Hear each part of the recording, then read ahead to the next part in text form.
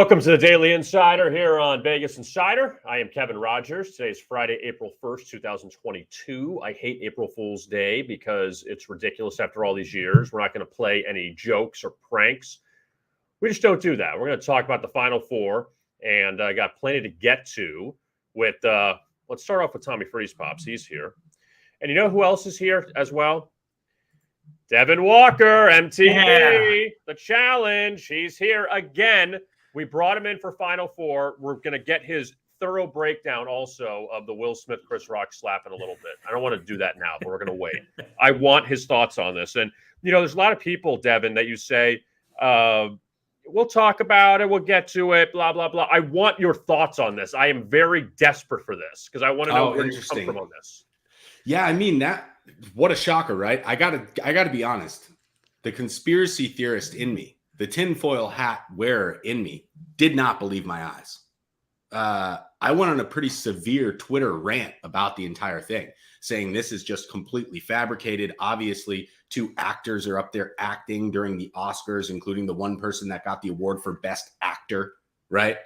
Then what I didn't take into account is the history of the two of them, because I have no idea what the history is, or maybe the pressures that were being put on Will by other families or himself or his family or whatever the case may be, which we've all now heard and seen, come out. So I was blown away. I've never seen anything like it. And it was a clean smack. I mean, he like really caught it. He took it like a champ too. Yeah, he absolutely took it like a champ too, which was great. That was wild. He just walked right through it. It's like, oh, okay, I just got slapped in the face during a live show. And then he ended up apologizing, I've heard, to like Wanda Sykes and a couple other people, saying this was supposed to be your moment. Now this is all that anyone's going to be talking about, which is obviously true because we're talking about it right now. So, yeah, I mean, that was wild. When did you think it was real? Because I said we're going to tease and talk about it later. Forget it. We're going to do it now. I don't really care. Get into it. When did you think it was real? Because when Will Smith walked on the stage, at first I thought, oh, okay, he's just playing around with him. When he sat down and started yelling the obscenities, I'm like, wait a minute, this is on. This is not a joke. This is on. I even thought that part was fake. I even thought like the yelling back and forth about keep my wife's name out of your mouth part was fake. Like I didn't understand how the joke, and this was my own ignorance. I didn't understand how the joke could have that big of an effect, right? But I also didn't understand like Jada's struggle with alopecia and how that is like a very sensitive topic for her. And, there could have been internal stuff. Like we don't know what's going on behind closed doors about that topic, right? So, and once I settled down and I saw it the next day and I saw the apologies and the police reports and everything, I'm thinking, oh, now this has gone too far if it's a joke. Like this is 100% real. But up until the next day, I thought, oh, it's actors being actors. Like this is clear to me. And it was a hot take, totally missed, airball. But as I've said 1,000 times, I'm a volume shooter. So don't expect the hot takes to go away. Devin, what did Jada say to Will in the 5 seconds that it was cut away after she made the look at Chris Rock? What was said to him? Oh, I'm not even going to speculate on that one. I know my role. I'm just going to go ahead and shut it right down. There'll be zero speculation out of me. There you go. That's when the hot takes end right there. Devin knows when his voice is needed to be heard and when it isn't. And that is a good call by you, Devin. Oh, yeah. Way to not take the bait there. Never.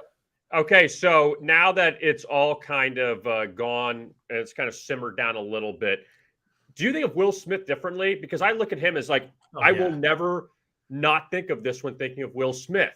It's like Mel Gibson. It was the same thing. Mel Gibson, very popular for a long time. The anti-Semitic comments came out. That's all I think of with him. Is everything he's done just shot down now and this is all we think about? Oh, no, I don't think so. For me, as somebody who's done a lot of dumb shit on camera, and particularly, a few instances that live in infamy, right? I'd be quite the hypocrite to forgive myself and not to forgive him. I mean, the man's shown remorse. He clearly understands that it probably wasn't the best action to take. And for me, I mean, I've been a Will Smith guy since like I had his album when I was 10, right? So you got to do a little bit more than slapping Chris Rock to undo over a decade of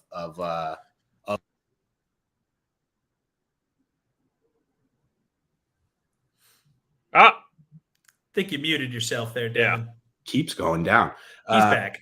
I understand what it's like to put a lot of pressure on yourself and to be in the public eye a little bit, right? I cannot imagine the magnitude that, the scope that he's under and like how intense that could be. So I'm not going to hold it against him.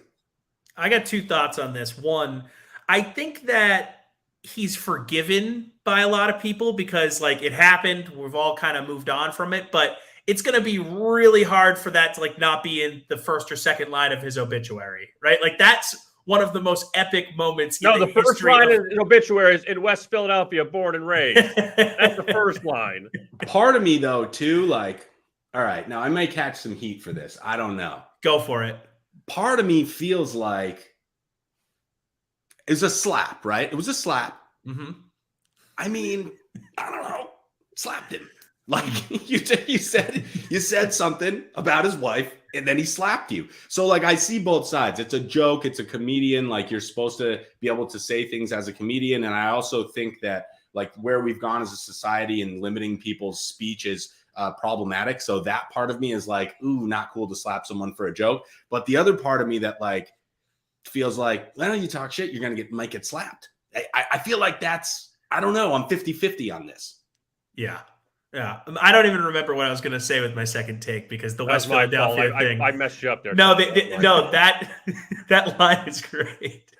No, but not to be morbid and think about what Will Smith's obituary is going to be, but that now has to be. He's got a lot of time left. But Devin, here's the other thing too: is that he did laugh at first, and then when Jada had that look, Chris was done. He was like, "Okay, we're moving on," and I thought, "Okay, we've all moved on." Will just totally dug his own grave by getting on the stage and doing this whole thing.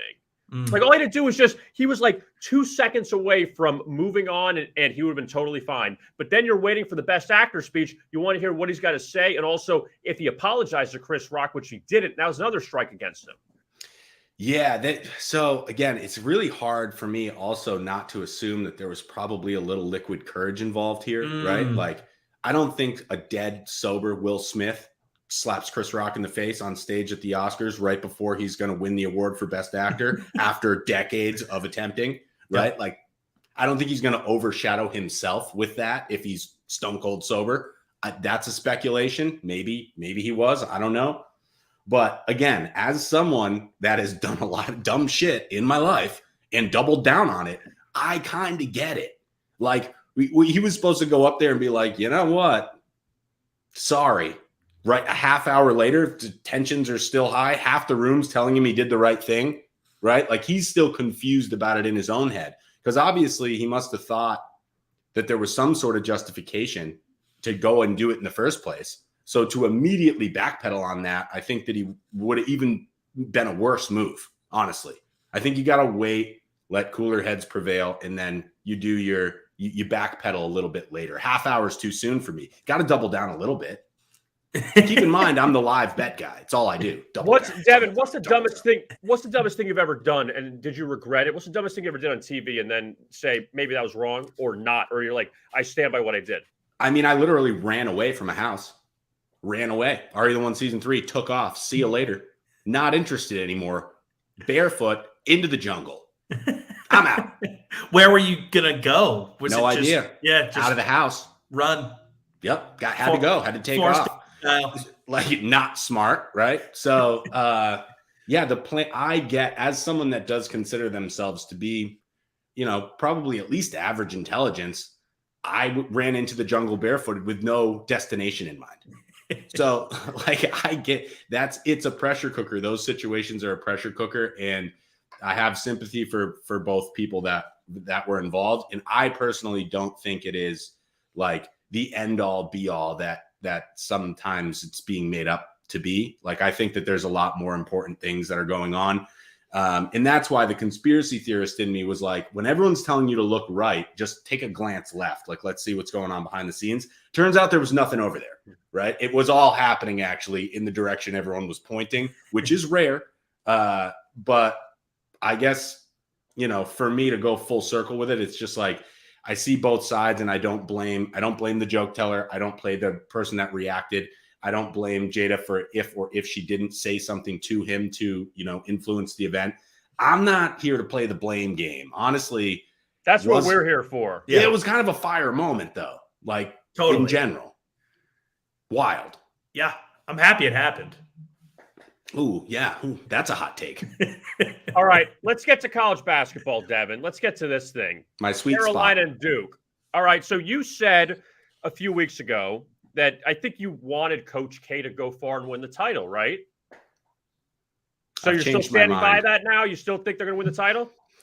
I mean, again, the swan song, the Coach K swan song, right? So, like, am I rooting for him? I've changed my mind now because of the absolute run. It's so hard for me to bet against North Carolina because I have them in the Final Four in a couple brackets. I didn't have Duke there, right? I was the sucker that picked Kentucky. So that part's a little like, whatever. But for me, I'm just so happy we get a redo of the last North Carolina Duke game, because that wasn't it for me, right? It was like North Carolina wins in what didn't end up really being a close game. Like, this storyline, I can't believe I didn't see this coming. I can't. It's kind of like that situation where Notre Dame wins in double overtime on St. Patrick's Day. How do I not see that coming? How did I not see Duke, North Carolina Final Four coming? How were my blinders on that hard? So I'm blaming myself for that a little bit. But I'm going North Carolina in this one. I don't know. I'm always get concerned about that high seed that makes like an iconic run and has battled adversity, and that they snuck by that Baylor game. They're battle tested. Not that Duke isn't, but I mean, it's really hard to beat one of these teams twice in a row. But I think if there's a squad that can do it, it's North Carolina, and I'm going Tar Heels on this one. I mean, you had them beating Baylor. You've had them making this deep run, so why back off now, right? Yeah, and especially with the +4.5, I think that line may have shifted as of this morning, could be down to +4, but I mean, with the points, I love it with the points. But we all know I only take plus odds. So money line, Tar Heels, cash the ticket. I love it. Because you look at Duke, Devin, that part of me feels this way, that Krzyzewski lost his final home game to Carolina. You're not going to lose your final game to Carolina again, are you? Would be a double whammy if he did. Yeah. I mean, it would be, there's going to be, talk about doubling down, right? This would potentially be the second line in his obituary, right? Lost his final two games to rival North Carolina. Just arguably in there. So there's a lot on the line, and I wonder if these young kids at Duke have the mental capacity to process everything that's going on, be playing for themselves, be playing for Coach K, be playing for Duke's legacy. All of that, like, that must be so much pressure, and I wonder how they're going to handle that. If they come out and they just play a perfect game, I will be very surprised. I think that human nature has to play a role in this, and North Carolina is kind of playing with the house's money. I see Duke having just so much more like stress attached to this game, and I just don't see that going well for them. Yeah, and it's not like this is an all-time great Duke team either, right? Like, they're good, but it was one of those teams that during the season we started to feel more confident about them as a team. So I kind of like that angle of they are college kids, and it's not like this is an elite Coach K group. So I think it's up in the air. I think that's a big number. I think North Carolina will cover. I don't know if I'm going to feel comfortable enough to pick a winner on the money line, but I think UNC at least covers the 4.5 there. Like, this is going to be a close game. It has This will to be a game too where I bet it live. Like one team's going to go down 12 in the first half, guaranteed, and it'll end up being a 2-possession game. So whoever goes down early, I'm going to look to bet this live, and probably take like an alternate spread live and try to get, I don't know, plus 150, plus one, I don't know, 65 on something that's a little like someone goes down, say North Carolina goes down 12 in the first half, you're probably getting them plus 6.5, plus 180. And like, I will hammer that. I think that the first line of Coach K's obituary is Coach K, and in parentheses, we don't know how to spell his last name. I can barely pronounce it. Thankfully, they shortened it. You know, I like this bit. We got to keep this bit going. What each person we're talking about's obituary will look like. This is a good bit. Second, or I'd say the second game is Carolina Duke. The first game, the appetizer, that's actually a really good game, and no one's talking about is Villanova and Kansas. Villanova's without Justin Moore, one of their top players. Villanova's going to hold you to 50 points. They're going to strangle you to death with that. But do you think Villanova's got a shot here despite being a bit shorthanded? So I was talking to my college basketball locksmith at Seth Lockard, and he said it's Kansas all day. And if Moore was in this game, I'd feel completely differently. And I have now done my own independent research and co-signed that take. Absolutely 100%. No Moore, no Villanova. I'm going Kansas all day. I don't mind the 4 points. I'll definitely take them on the money line. I've got Kansas winning this whole thing in 3 or 4 pools. So I'm already going to be emotionally invested in Kansas. We all know how I feel about Gillespie. Hate him, can't stand him, don't like the way his face looks. So I don't want him to win. And yeah, that's pretty much where I'm at. It's Kansas, and I'm not worried about this game, to be honest. I don't think this one will be close. I see Kansas winning this game in, I don't know, 6, 7, 8 points. Yeah, I'm with you on Kansas, and it's too bad because I think if Moore was involved, it's a completely different situation. But Villanova's offense has not been impressive the last few games here. They only put up 50 in that game against Houston. They put up 63 in that win against Michigan. And Kansas's defense is holding opponents to 61 a game. So it's not like Kansas's defense is any slouch, and Nova's offense is exponentially worse without Moore. So, that might be a simple way to look at it, but KU is a talented team with a really good defense. Villanova lost one of its best players at a really bad time to lose one of your best players. And I know Jay Wright's been there and they've won the titles, but this is a different group. That core won those titles. This is a different team. So yes, Jay Wright's been there, but his players haven't. And I like Kansas here. I dislike Kansas. I think I've said on this show before that the Jayhawks have absolutely screwed me in bracket pools for years because I just had them winning it because they're Kansas for years. And obviously look at who's won national titles over the last 20 years. KU only has one of them. So I'm going to, go against my morals here and pick KU to both win this game and beat either North Carolina or Duke. I just think it's their time. It's their year. Oh, I love that. And we got to talk about Remy Martin, the best name in college basketball. I mean, this is when you get a player like that, when you're already Devin, I think you're already again. There you go. I mean, that is how do you? I just don't know how you game plan for that. Like he's an absolute game changer for me, and I don't know. It's like you're taking away arguably Villanova's best player, and you're adding a top 3, if not top 2 best player to the other team. That he's played in this tournament in a few games towards the end of the season, but he's still relatively new to that system. He's still hitting his stride. And if he comes out and plays, puts up 18, 20, 22, I don't know how you beat Kansas. I don't know how anyone beats them. I want to get to this with you, Devin, getting away from the Final Four. You're a UMass guy. What do you think about the Frank Martin hire? I saw Frank Martin when he was a coach at Miami High, and those teams were great for years. They won state titles, and then obviously him going to K-State and then South Carolina going to the Final Four. I think that's a great get for UMass right now. So there's two people from. I have to preface this with this. I'm also a huge Gamecocks fan. All of my dad's siblings live in either Lexington or Columbia, South Carolina. I was just down there to see some family. I've been going to Gamecocks football games my whole life. Been going to basketball games there. Big Gamecocks guy. One of the most respected basketball minds in Northampton. I don't know why that. Maybe you're hitting the mic with your hand and it's No, unplugging? it just pops up. Anyways, I got a good little thing here. So I like this. Danny Workman, his son right now plays for the top team in Israel. Willie Workman, he's a solid basketball player, national champion at UMass Amherst. He went, or excuse me, not UMass Amherst, Amherst. It happened again.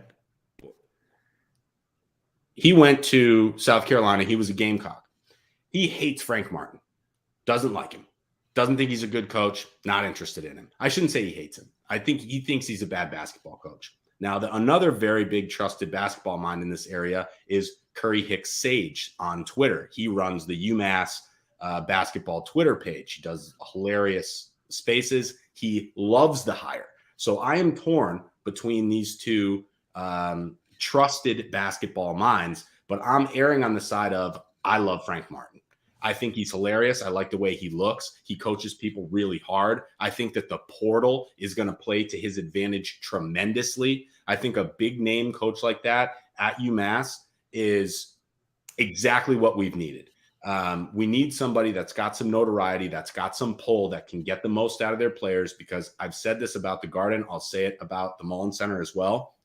That place is worth 5 to 8 points if you pack it and those kids are going wild and boozing from 12 p.m. Not an advocate for underage drinking, just saying the 21-year-olds at the college, right, getting their sauce on early. That place is electric if you can get it there. And I think we just need somebody that can get it there. I think Frank can. And I'm really excited to see how this plays out for him and who he's going to get in this transfer portal, because this team could be somebody that they have all the parts right now to make a big run in the A-10. And it's been a long time since it was fun to be a UMass basketball fan. And I'm hoping that that is, soon on the horizon. To your point about UMass and having that college environment that's really hard to play in, UMass, at least locally, is known as maybe the best party school in New England. Oh, so the ingredients are there for that to be a really good home court advantage. I mean, when they were a beastly team in the 90s with Marcus Camby and Cal, I mean, we've seen the footage. I was a little too young to go to those games, but it was wild. So let's get that going again. Yeah, absolutely. And maroon, very cool color, right? A lot of maroon. Now, who's maroon? Kevin's wearing maroon right now. Kevin's got maroon on right now. I don't know what color this is. I'd call that maroon. Yeah, that's maroon. Well, okay, let me ask you this question, because I grew up in the Southeast. My dad's from New England. What makes UMass such a big party school? I mean, there's not a ton to do out here, to be fair. I live about 20 minutes away from the center of the campus, right? And you've got Northampton and you've got Amherst that have like small downtown scenes, right? A few bars, couple dozen bars maybe, but for the most part, it is, I think they have 28,000 undergrads. It's somewhere right around there. That's a lot of kids with nowhere to go. And I think Massachusetts in general, just like half the year it's cold. Like, kids aren't going to the beach, right? They got to do something. They're all out there trying to hammer cold cans and hook up, right? So It's just like, you get that many young people in a tight environment, you're going to have some parties. And I will say this too, Massachusetts breeds a different kind of partier, big stamina state. All right. Can go for a while. Understand the importance of fuel, right? Big eaters, big drinkers. And as a state, we've kind of mastered the phase change, which is an incredibly important aspect to the party, right? Daytime parties can only turn into nighttime parties if you master the phase change. It's hard to explain. Massachusetts has mastered the phase change. So is Minutemen a bad nickname? Probably not for some aspects of our game, but I would say the partying portion, many minute men. Change the name of the school. You got to change that up. Moving on. Yeah, shout out Missy Elliott, by the way. Hey, let me ask you this now. I want to stay in New England, but not New England. What do you think about the Tom Brady thing? About all of it? Do you think he forced Bruce Arians out? Man, Tom, I don't know, Tom. I want to like you. I want to love you, Tom. I really do. You can't talk bad about him in front of this guy. Don't do that.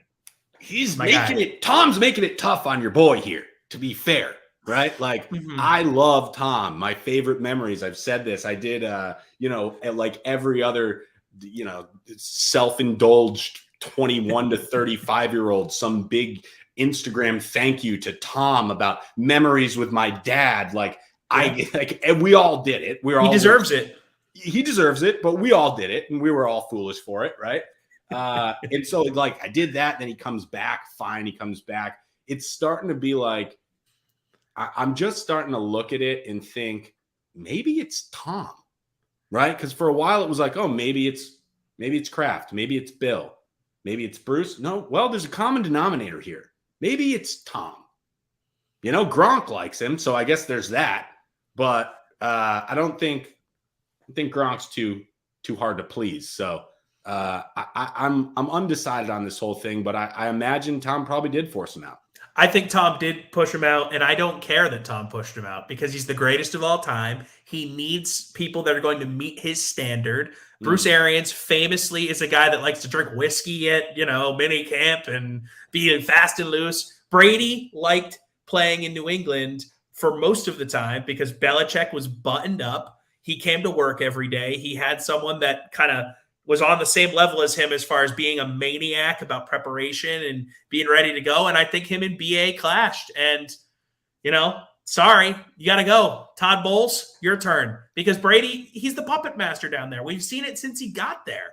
100%. Got Gronk out of retirement, got Antonio Brown aboard. He's brought all these free agents around that are swirling around. He called Russell Gage to come play down in Tampa recently. So, yeah, I think Brady pushed him out, and I don't really care. Brady needs to do what Brady needs to do. Get me more rings. I'm a Brady fan. Brady rings are my rings. Does the Antonio Brown situation weigh into this? Because I feel like it has to. I feel like that was 100%. I do agree with you. It's got to play a factor. Yeah, it was handled oddly. And look, Antonio's got major issues. We know that. But you wonder if Brady was like, hey, if we have this guy, maybe we go to the Super Bowl. You kind of had, you had this friction with him. Maybe it's your fault. We need to get you out of here. Yeah, Tom is very much like, I call him Tom like he's my friend. He is. I mean, I don't know, man. He's hurting my feelings. But I think he knows how to get the most out of each individual player. And that does not mean coaching everybody the same way. Like we all know, even in youth sports, right? There's certain kids that don't have to show up and try that hard in practice. They're just like game time players. I feel like that needs to be recognized when you have a talent like Antonio Brown, where it's like, okay, fine, maybe he doesn't practice as hard, whatever. He's got a good rapport with the quarterback. We know he can make a play when we need him to make a play. Put him in the game, right? Tom has no problem with just saying, well, I want the best possible people surrounding me, regardless of their off the field antics. I don't care about any of that. I care if they show up and they score touchdowns, right? That's what I need them to do because we want to win football games. And if that, I don't think he saw eye to eye with Bill on that. And so when you took, for me, when it was like some of the worst parts of his relationship with Bill crept into Tampa, he's starting to look at that like, well, if you're not going to be this really hardcore preparation expert, right? And you're not bringing that to the table, and if you're the guy that drinks whiskey and lets people go fast and loose, put him in the game then. That's what you're down here for. Don't try to be a hard ass now when the game's on the line and he leaves with his shirt off. Like, what are we doing? Another wild moment, just to continue the theme of just insane. Will Smith slap, Antonio Brown leaving the field the way he did. Like 2022 has been insane. We're in We're in it. We're in it now. Weird times. Now, Devin, I know we're going to let you go here soon. I got 2 questions for you, completely unrelated questions. Sure. I'll hit you with the ridiculous one first. Okay. Is Wes really joining Big Brother? I know you hate Big Brother. You are vocal about your hate for the show and for cast members from it. Is your buddy Wes Bergman, challenge legend, actually joining Big Brother per his Twitter? Or are we being April Fooled? Well, it is April 1st. And I feel like if there was a real Wes Big Brother casting, I would probably be in the know. And the fact that this is the first I'm hearing about it makes me believe that April 1st is too big of a coincidence. Nice try, Bergman, but it's not happening.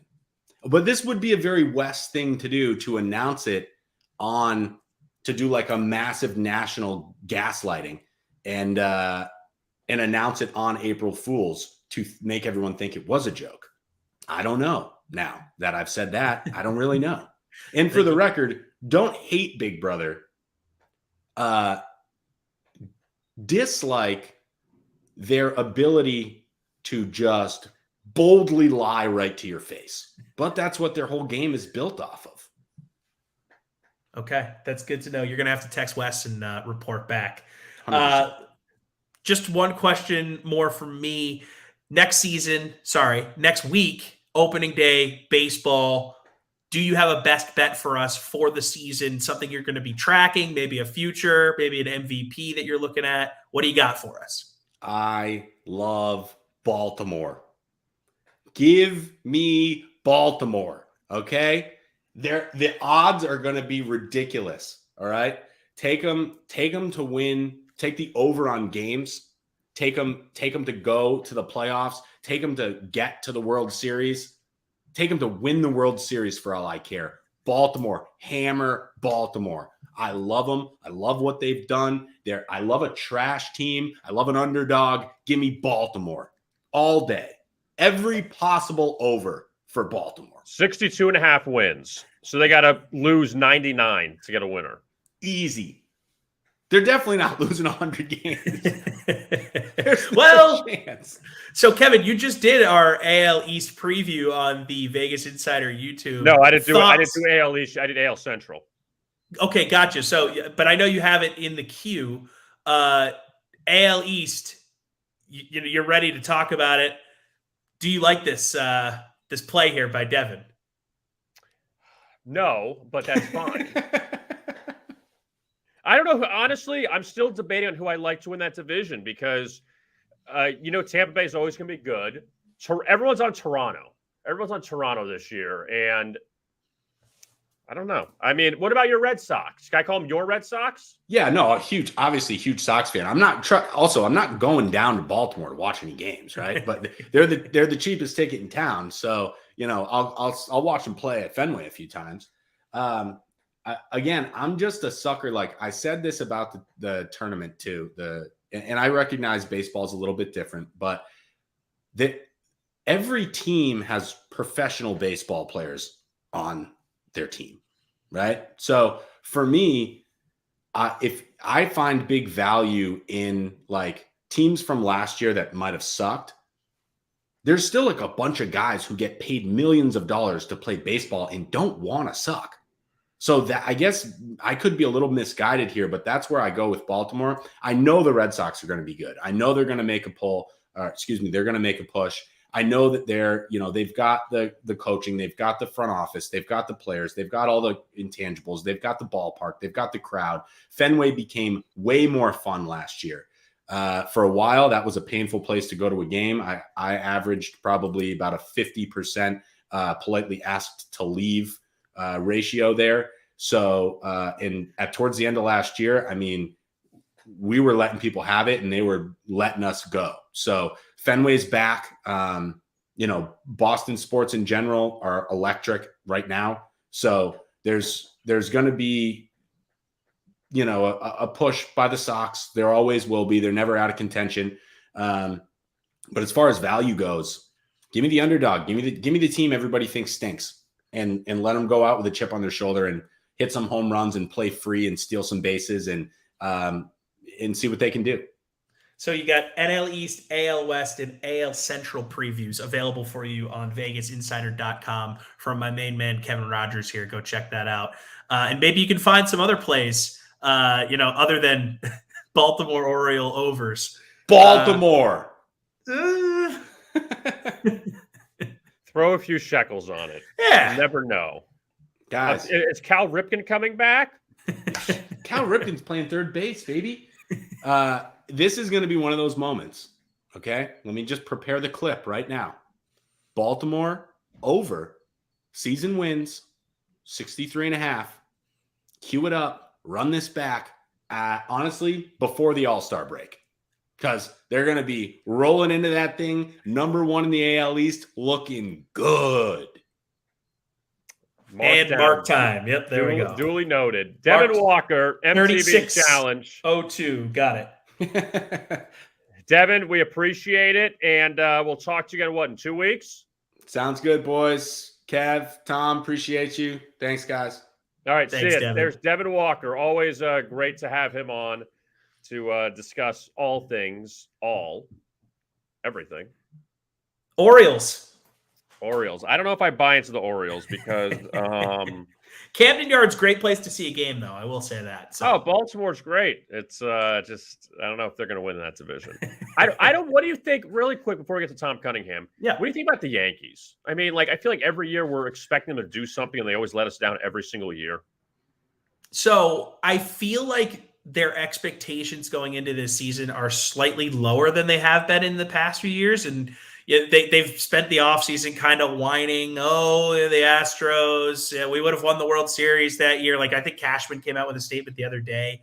You got the Aaron Judge vaccine thing that people were talking about. I know that's no longer going to be an issue, but there hasn't been a lot of talk from my perspective about the Yankees being this amazing team heading into the season. And that leads me to believe that they're going to have a good season. Whenever the Yankees aren't coming in with a lot of hype, that's when they remind you that they're the Yankees. So, I hate them, and I root for them to lose every game. Sorry, it's in my blood. So that's 91.5. That's just where I sit. Oh, that's a tough number. I can see them being at 93. So I'll take the over. So them, the White Sox, and the Astros, all with 91.5, and the most wins, the Toronto Blue Jays at 92.5. Okay, I'll take under for the White Sox. I saw your AL Central video. I liked the play with the Twins being the winner in that division. I'm just trying not to go chalk, and also I think that with the Twins, they were so awful to start last year that I think they get it together. We'll see what Carlos Correa does for them. So right, they had a good offseason, and the year prior they had an incredible season. Baseball's 100 wins, and they lost the Astros. Right, so baseball's a weird sport. 19 and 2020 was the shortened season. So gotcha. Right, the last full season before last. I like the Twins play. A White Sox under. There you go. See what happens. All right, let's bring on Tom Cunningham. Tom. Howdy. I will say this to Tom. I will say this in front of everyone, all of us. He did a great job. You nailed everything. You nailed, let's see, Jessica Chastain, Oscars, best actress, the best director. 1,700 units. Gotta love it. Yeah, you did. You really hit them before they blew up. And Power of the Dog did nothing. Yeah, that's I always say, the market for this, you have to get on early. Just the earlier the better. And I preached that after I lost value in My Octopus Teacher 2 years ago for best documentary. So I just applied it this year, and it paid off. Everyone keeps asking me about the Will Smith Chris Rock slap, and my response is 1,700.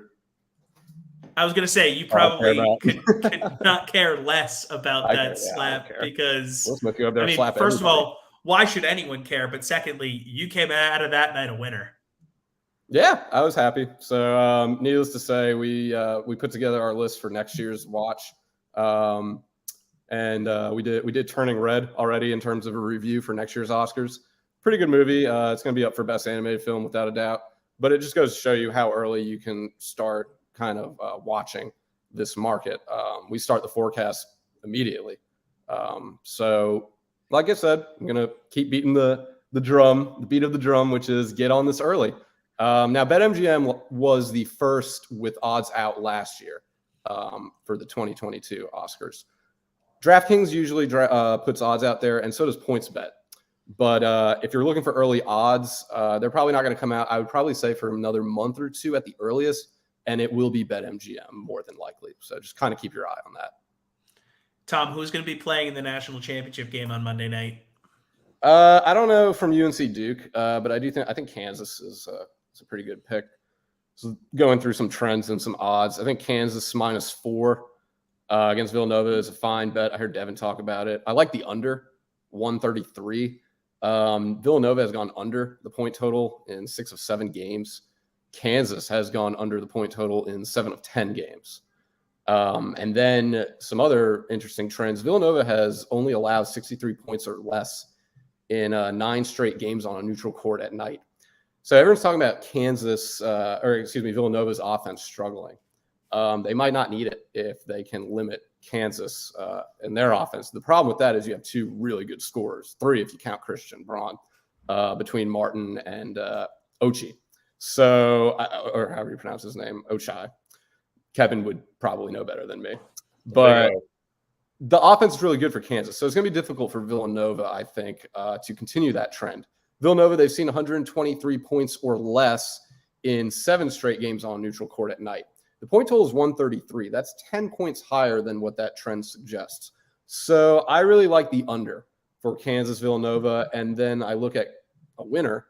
Kansas, they've covered 6 of 8 games, despite Villanova covering 4 in a row. Kansas has won 9 games in a row. And the problem I have with Villanova is no Justin Moore. So Kansas is a little bit more healthy, obviously, coming into this game. But look, Villanova, they've covered 6 of 9 on neutral court.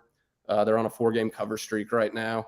So if you're hesitant on the spread and you just want to take Kansas's money line, maybe parlay that with the under. I think that's fine too. UNC Duke. This is a little interesting to me. I really have no idea who's going to win this game. If you're telling me, pick a winner, I'm just going to go with Duke. They've won 18 of 19 when they're playing a non-ranked school on a neutral court. A bit of a deep trend, but it is one to consider. I really like the over here. I think over 149.5 as an alternate point total at -120. That's the best thing I've found. That's kind of where I'm leaning right now. Duke has gone over in 8 of 10. The combined over-under record for these 2 schools this year is 42 and 33. 42 favoring the over, 33 for under. Now, UNC has gone under in 4 of 6, so maybe that might make bettors hesitant for the point total. But I do like Duke going over in 8 of 10. I like the combined OU at 42-33. Duke is only allowing, I think, a little over 65 points per game, but they're scoring 80. UNC is scoring roughly 78 points per game, and they're allowing 78 points per game. So I think all of that does entail, more reason to go over. The Duke-UNC meetings, they've gone over 154 total points in 6 straight games. So at even 151, the original line you're going to get, you don't even need to buy down. That trend suggests it will go over. UNC, they've allowed 73 points or less in 6 straight on a neutral court at night. Now, 73 points or less, you're thinking, okay, well, under, right? Like I said, Duke, look, they're scoring 80 points per game. So let's just say the 73 points or less hits at 73. Duke only needs 78, and they can easily get that for the point total to go over. So I like the point total going over here. Duke has covered 3 in a row. UNC's covered 4 in a row. So I really don't know. Like, I'm just being honest. I have no idea who's going to win this game. But if you're saying you have to pick a winner, I'm going to go with Duke. 118 of 19 on a neutral court against a non-ranked school. And UNC, they've actually lost the first half in 14 of 16 games against a ranked school. Ironically, the 2 games where they did win the first half, one was against, I believe it was Baylor in the second round, I believe it was. Yep. But they lost the first half to UCLA, if you remember. So maybe you go with a half line here, a money line for Duke to win the first half. And then if they're down, maybe you take them at plus value. Yeah, I don't know. I just think the over alternate line 149.5 at minus 120 is the best thing I've found to be comfortable with. Here's the one thing that no one's brought up, that everyone talks about, that final game that Carolina ran Duke out at Cameron. Duke destroyed Carolina in Chapel Hill earlier this season. And I get the whole Carolina's playing better now. You saw what they did against Marquette, and they built that big lead against Baylor, and they beat UCLA. But everyone's forgetting Duke, wire to wire, the last time when they played in Chapel Hill in the first meeting, was all Duke. Yeah. Look, I think they're probably, from top to bottom, the most talented team left in the tournament. Just from the first person on the roster to the last name on the roster, they're probably the most athletic and most talented team remaining. It's just it's tough. It's tough because you're talking about probably UNC's probably, I don't know, Kansas is looking pretty good, but UNC's probably has the most momentum right now of all of these four teams right now, just because they're the lowest seed. They shouldn't even be here based off the seeding. So, it's tough. Like I said, I'm not comfortable taking a winner here at all. So all my money is in the point total market, which does indicate it should easily go over. I think we're all in agreement this could maybe even go to overtime, which I think are we in agreement that we're going to see at least one team score 80 points? If so, I think the point total is the easy play here. And then I think for futures, if you're going to pick between the four, I would go Kansas, just because I have no idea who's winning Duke UNC. I feel pretty comfortable Kansas will beat Villanova down a man. So I would go Kansas for my futures bet, but I'm not suggesting Duke or UNC to anybody for this game. I'm just going to stick with the point total, and that's it for me. Looking at KU Nova, how does that matchup look different with Justin Moore in the fold?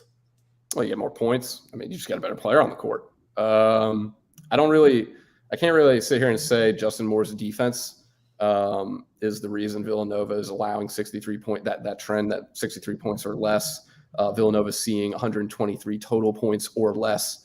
Like, those trends, I don't think are all Justin Moore. With that said, Villanova is not deep. They don't rotate a lot of players. So without Justin Moore, it's going to be difficult for Villanova to, just stamina-wise, keep up with Kansas. So, I think Justin Moore, this is a pretty big deal.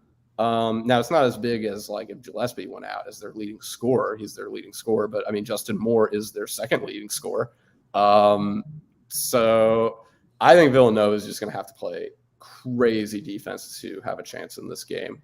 And look, if you really, really, really don't have a thought with against the spread market here, I'm telling you, for plus 265, you could just parlay the under in Kansas straight up. And I think that's your best bet. But I wouldn't touch Villanova without Justin Moore. And then, I think it can only hurt their defense that he's not out there. So that's just me.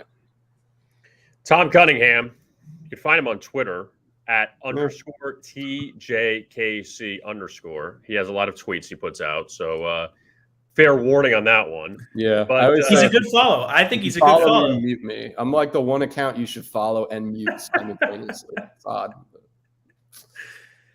Tom, we appreciate it. Yeah. We'll talk to you again soon, and we'll definitely look forward to the 2023 edition of the Oscars. Yeah. Have a good one, guys.